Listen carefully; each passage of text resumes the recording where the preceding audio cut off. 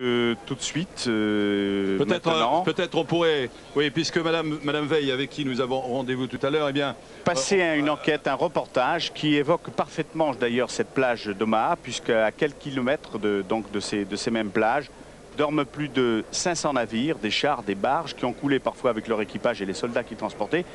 Et ce cimetière marin est souvent appelé soit les épaves de la victoire, soit les épaves du jour J. Il réserve parfois de curieuses rencontres. Nos caméras indiscrètes sont allées jusqu'à 50 mètres de profondeur pour surprendre les retrouvailles entre un homme et son temps coulé. Ce fameux juin 1944, c'est Jean-Pierre Abou qui commente ce document.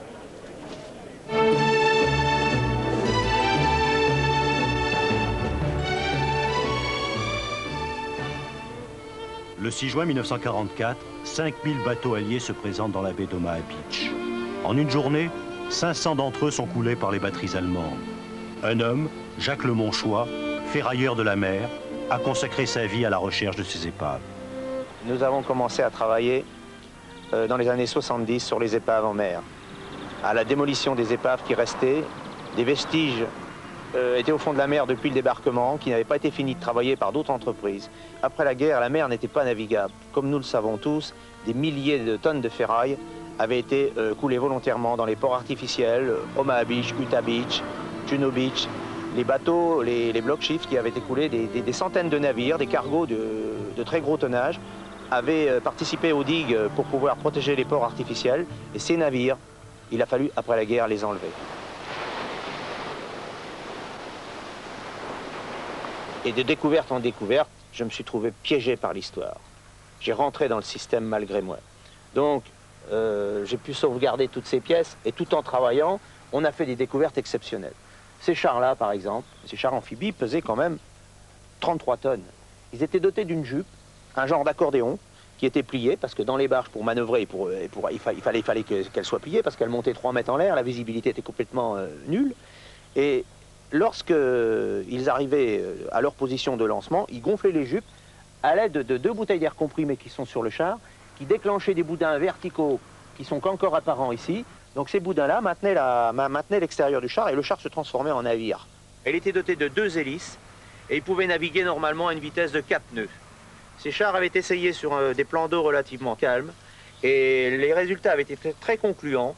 Mais malheureusement, le matin du 6 juin, la mer était déchaînée. Il y avait des creux de 2 à 3 mètres et ce fut un échec total. Sur 33 chars amphibies, 29 vont être précipités au fond de la mer. Dans l'un d'entre eux, Jacques a retrouvé l'histoire de John. La plus importante découverte de toute notre carrière de récupération, c'est celle de ce char. Ce char a une histoire extraordinaire et fabuleuse parce que on a pu reconstituer son histoire grâce à des papiers que nous avons trouvés à l'intérieur, sous le siège du conducteur. Nous avons trouvé un sac qui était aggloméré dans la vase et parfaitement conservé. À l'intérieur de ces papiers, nous avons découvert la liste complète du 58e régiment de bataillon de tanks, avec toute la liste des hommes qui étaient dans ce bataillon. Et une lettre, donc, qui était adressée à Miss Lucille, en Caroline du Nord. En haut de cette lettre, il y avait un matricule d'un soldat, John Class. Tout de suite, on a porté attention à ce John Class parce que la lettre nous a émus. On a pensé quand même retrouver 40 ans après des documents, pouvoir relire dessus. Il fallait absolument connaître les origines de ces papiers. Donc des recherches ont été entreprises et on a retrouvé John Class vivant en Caroline du Nord. Il nous a envoyé un courrier, il nous a dit « Monsieur Le Monchois, c'est extraordinaire, je ne crois pas mes yeux, je viens tout de suite en France, je veux absolument voir ce char avec qui j'ai fait toute la guerre. » Il nous explique. J'arrive. Cet homme était sauvé en fin de compte. Il avait réussi à continuer la guerre. Il a débarqué le matin à Omaha Beach. Il est revenu sur la plage. Son char est coulé sous la mer avec 5 autres. Il y en avait 6 au total. Et donc, sa barge a été touchée en arrivant sur les plages d'Omaha Beach à environ 3000. Elle a été touchée sur l'arrière droit. L'eau s'est engouffrée immédiatement à l'intérieur, la barge a chaviré sur le côté, les chars avec la gîte sont tombés tous sur le côté de la barge, les hommes ont juste le temps de grimper sur le côté bâbord et se jeter à la mer. Et la barge a tourné aussitôt, perdant toute sa cargaison dans la mer.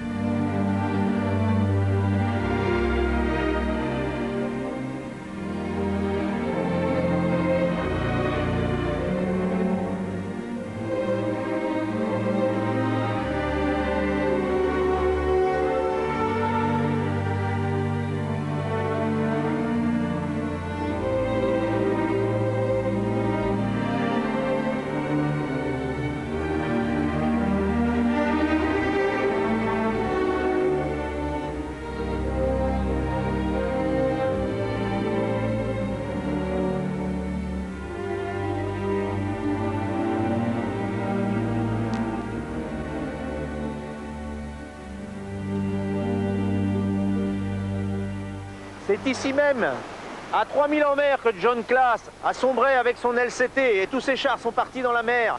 Il a été récupéré et amené sur la plage le matin même, au moment où il y avait le plus de corps sur la plage. Il a essayé de courir, mais il ne pouvait pas. Il y avait des hommes partout qui étaient morts sur la plage. C'était, d'après John, un moment épouvantable.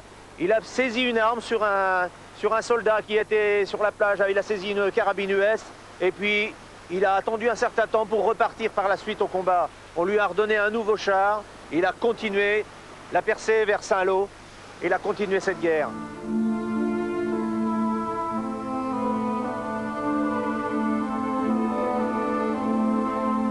Il ne faut pas oublier tout le sacrifice de tous ces hommes qui ont perdu leur vie, donné tout d'eux-mêmes pour pouvoir contribuer à cette grande aventure qu'est le débarquement du 6 juin 1944.